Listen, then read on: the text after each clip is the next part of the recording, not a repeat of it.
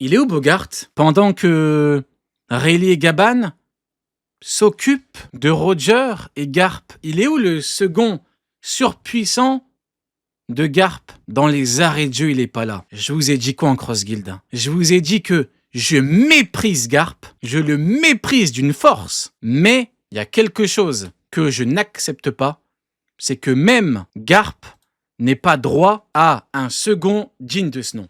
Je demande pas forcément un mec fort, voire très fort. Je demande un mec qui en a dans le calbar. Je demande un mec qui, dans les arrêts de jeu, vienne et soutienne l'équivalent de son capitaine. C'est ce que je demande. Je demande pas la lune. Je demande pas une planète.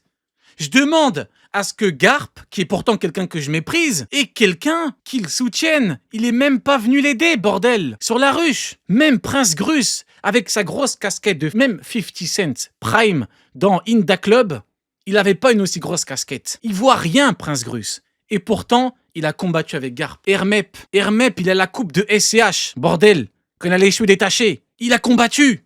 Putain, je sais même pas à quel âge. Elle a même pas 18 piges. Elle a défoué. Elle combattait les mecs de la ruche. Et Bogart, il était où? Il était où, Bogart?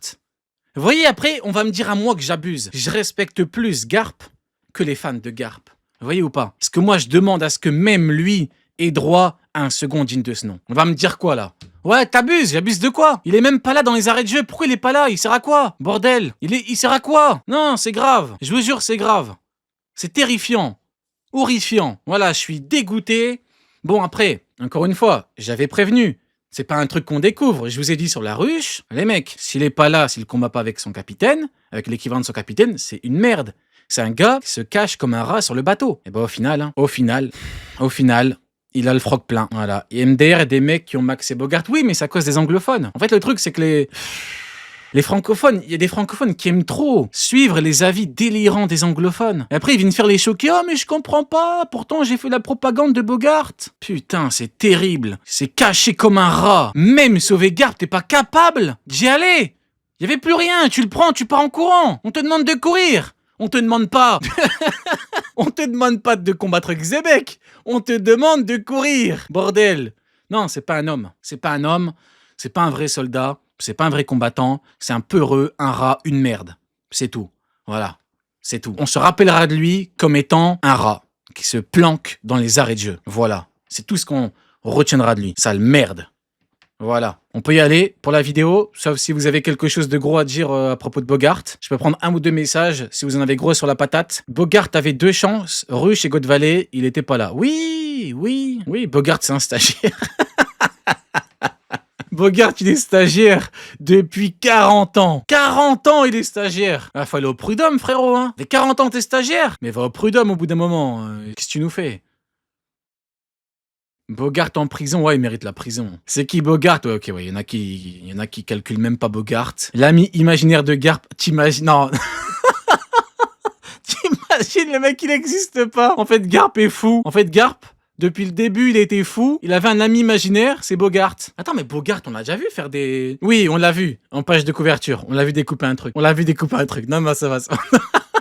Peut-être que c'est quelqu'un d'autre, hein. Peut-être que Garp, en fait, il a peur de Mihawk parce que Garp, à la base, c'est un épéiste et il a eu peur de Mihawk, le meilleur épéiste au monde, hein. Peut-être, hein. Je rappelle que... Après, on va pouvoir faire la vidéo. Je rappelle que Garp est dans la marine pour protéger les soldats et Mihawk s'est pavané nu pendant des années en tant que marine hunter. En tant que... chasseur de marine. Et Garp ne lui a jamais rien fait. Donc, je suis en droit de poser une question désormais fondamentale, mesdames et messieurs. Garp, quand t'entends Mihawk, tu te chies dessus ou... Eh ouais, quitte à choisir hein, entre la peste et le choléra, je préfère Mihawk qui n'est pas un collabo. Je réitère mon propos. Quand t'entends Mihawk qui est le meilleur épéiste au monde, tu te chies dessus ou... C'est chaud, Garp, hein. T'as vu Mihawk frapper le ton petit-fils, et t'as rien fait. Tu fais dans ton froc ou... Hein? Bizarre. Moi, je sais pas. Je ne fais que m'interroger. Maintenant, s'il y a des fans de Garp qui peuvent m'expliquer ça, moi, je veux bien. Hein. Parce que je suis là pour protéger les marines. Ils ont fait une opération militaire pour aller choper Mihawk. Il était pas là, Garp. Il était où? Je sais pas si vous vous rendez compte. Si Luffy n'avait pas frappé le sol à Marineford... Mihawk lui aurait coupé les bras. Les pirates, c'est le mal, mais la famille, c'est différent. Et Mihawk, tu lui fais rien? Ouais, mais tu comprends pas. C'est parce qu'en fait, Mihawk et lui dans le même camp. Et Hancock, elle a pas protégé Luffy à Marineford? Je vous avais dit quoi, les mecs? Je suis sur le dossier. Je vous l'ai dit. On a voulu, hein? À la base, ce n'était qu'une blague. Mais au final, il s'est avéré qu'après mes investigations, Garp se chie dessus quand il entend Mihawk. Ah mais tu comprends pas. Mais il a frappé Saturne, Garp. Il devrait s'en foutre de frapper Mihawk. Non, Hancock, elle a bien protégé Luffy. Pourquoi il fait rien, lui? Les mecs, hein? Je réitère mes propos. Une dernière fois, Garp, quand tu entends Mihawk, tu te chies dessus. Eh oui, les mecs. On reparlera de ça, un de ces quatre. Allez, on part sur la vidéo. La vidéo risque de vous faire plaisir. Car vous n'avez pas compris Garp. Vous êtes chaud? Moi, je suis chaud, les mecs. Allez, on y va.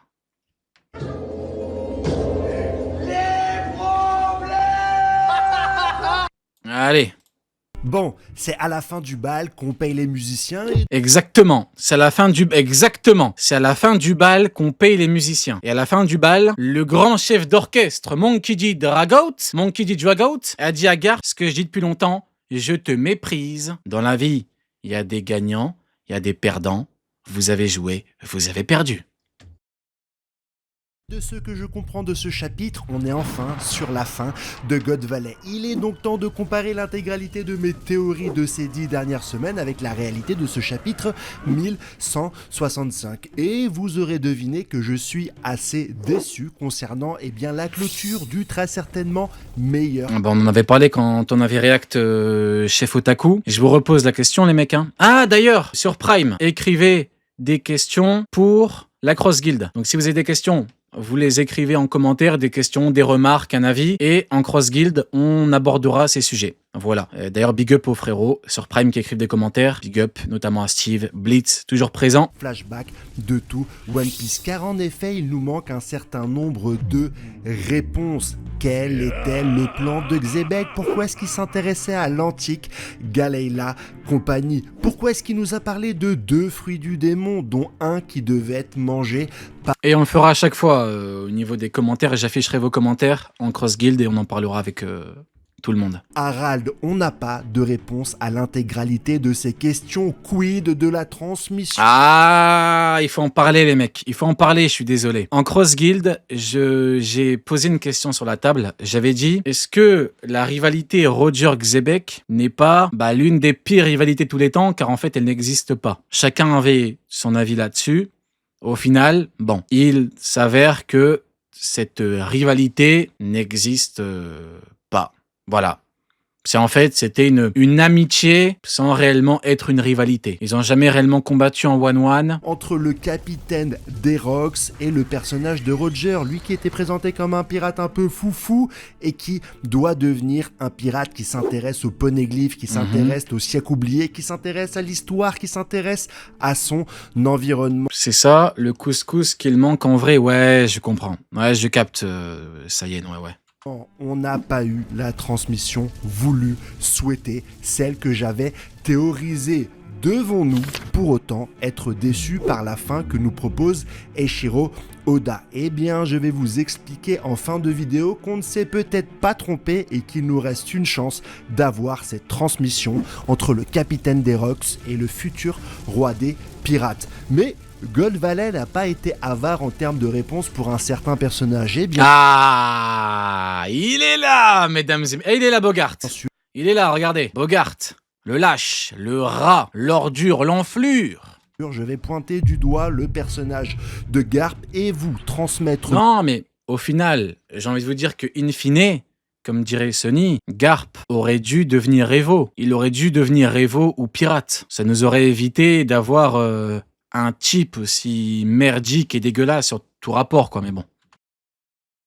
Mon ultime analyse concernant tous les paradoxes qui ont entouré le grand-père de Luffy. Et croyez-moi, vous ne verrez nulle part ailleurs une telle analyse sur les valeurs du personnage de Garp. Alors accrochez-vous, on va conclure ce Ouais, mais tu comprends pas, Garp, en fait, ses idéaux, il les a transmis à beaucoup de marines, dont Aokiji. Je crois pas, non. C'est Aokiji qui a forcé pour qu'il l'entraîne, et Garp avait dit non. Donc, je crois pas. Après, peut-être que tu parles du Kuzan qui a quitter la marine et qui a tout fait pour que Garp ne quitte pas la ruche. Ce Kuzen-là, c'est ça les idéaux de Garp pour Kuzen? D'accord. Oh, peut-être que c'est toi qui as compris le manga. Hein.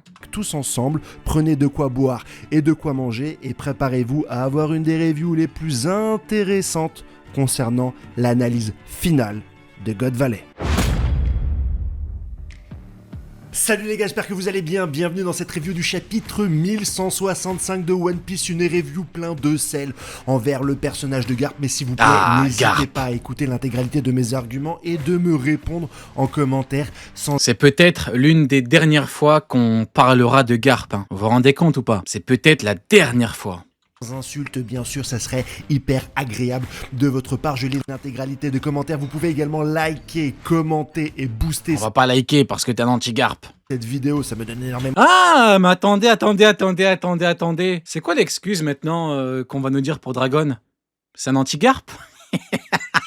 Oh putain, le truc, il se retourne contre eux dans les arrêts de jeu. Oh merde. Comme dirait le chef, Philippe. Oh merde, c'est bête ça. Oh là là. Dragon est donc un anti-Garp. Oh merde. Oh quelle horreur. De visibilité, donc n'hésitez pas à le faire. En fait, le problème, c'est que quand t'analyses un personnage, t'es un anti. Quand tu pointes du doigt les problèmes d'un personnage, t'es un anti. On te met dans une case. Bon bah écoutez, maintenant, soyez cohérents. Hein. Dites que Dragon est un anti. Hein. Eh oui. La théorie à la fin. Ah, on va dire quoi maintenant? Dragon est un pro-Rio? Oh, c'est bête ça! Oh non! Le propre fils de Garp est un pro-Rio! Oh merde, c'est bête ça! Oh là là! Comment on va faire maintenant? Putain, c'est chaud!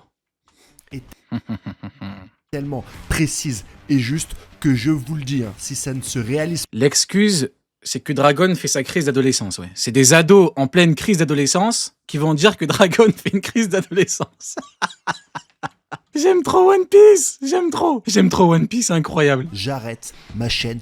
Crise d'adolescence. One Piece. Pour un foutu collabo, il y a des mecs qui deviennent psychologues. Arrêtez les mecs, arrêtez. Apprenez vos cours, hein, ayez de bonnes notes, travaillez à l'école. Arrêtez de faire les psychologues en carton. Là, arrêtez les mecs, s'il vous plaît, un petit peu de sérieux. En fait, le problème c'est que là, c'est pas sérieux là les mecs. C'est pas sérieux. Tout s'est retourné contre vous dans les arrêts de jeu, c'est triste, mais il n'y a qu'une vérité. C'est tout. Passez une excellente vidéo, les gars. Ouais, c'est le frérot Henrik, très grand résistant Henrik. Bon, on va pas parler du personnage de Garp tout de suite, on va plutôt parler du personnage qui m'a le plus marqué depuis le début de God Valley, un Xebec, non? personnage qui avait des Roger, Xebec? valeurs, qui arrivait sur l'île et qui a constaté, Ah oui, en regardant un petit peu son environnement, Je vais die, ils vont plus respirer les pro-Garp. Bah après, moi, ça me va, hein. Dis que Dragon est un pro-Rio. Eh bah oui, ça c'est bête, hein. Ah merde! Écoutez celle-là, écoutez. Ah merde! Le père du protagoniste est un pro-Rio! Oh merde! Ah c'est dur, hein? Quand ça se retourne contre vous, c'est dur, hein? Eh oui les mecs, eh oui! C'est le plus grand chapitre de tous les temps! quand même face à un génocide orchestré par la marine. Une personne qui, après avoir ressenti ce Le GOAT, Monkey D. Goat. Oh merde! Le chef de la révolution! Le chef des révolutionnaires est un pro-Rio! Merde! a essayé, de par ses émotions, à changer le cours des choses, à sauver des civils. Il a sauvé Le GOAT, incroyable. Il est arrivé, il a dit non, je peux pas. Et boum, dans la foulée, il quitte la marine. C'est un vrai bonhomme. Incroyable. qui lui-même sauvera Teach et Eris. Allez, Kuma, masterclass. Il a essayé de sauver les deux jumeaux Shanks. Les mecs, Kuma, quand il sauve des esclaves que les Tenryubito exécutent sous la protection des marines, c'est un pro-Rio ou... Oh putain de merde. Ah, c'est grave, ça s'est tellement retourné. C'est formidable. Kuma est donc un pro-Rio. C'est comme Dragon. C'est Shamrock. Malheureusement, il est tombé sur quelques problèmes en route et il n'a pas pu sauver Shamrock, mais il a essayé de... Attends, mais Luffy, quand il vient sauver Ace, alors que Garp, lui, empêche quelqu'un de sauver Ace, Luffy c'est un pro-Rio ou... s'accrocher Allez, j'arrête. Trop facile. Beaucoup trop facile, on va continuer.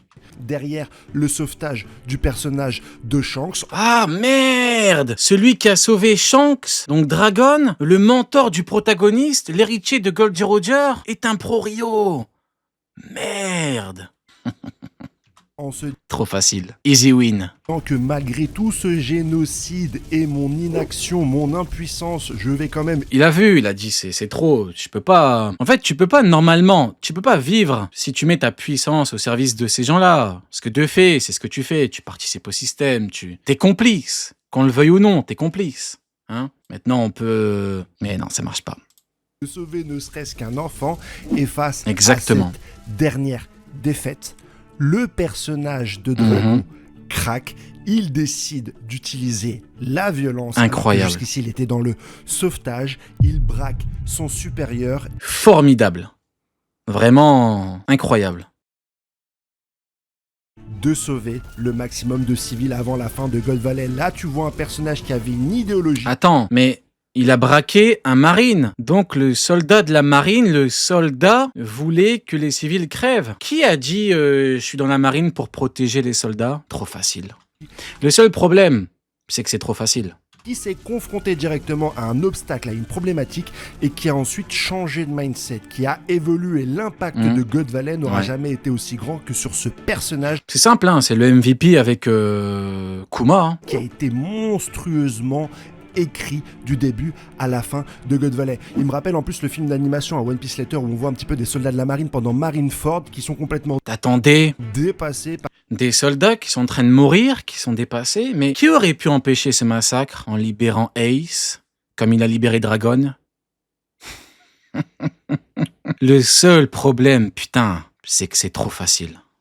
des batailles concernant des personnages qui ont des pouvoirs presque divins, cataclysmiques et qui tentent de survivre, esquivant ici une plaque de glace, là un jet de feu ou encore par là un coup d'épée. C'est une masterclass de la part d'Eiichiro Oda. C'est pour lire ce genre de scène que je regarde One Piece, mais ça met tout de suite en relief un autre manquement concernant un personnage que vous attendez tous. Et aujourd'hui, on va dire les termes.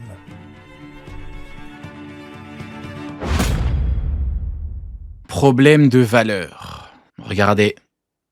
Le visage de la honte. Là, vous vous dites que cet homme, bien sous tout rapport, grand héros, vient de sauver des civils, vient d'empêcher un massacre.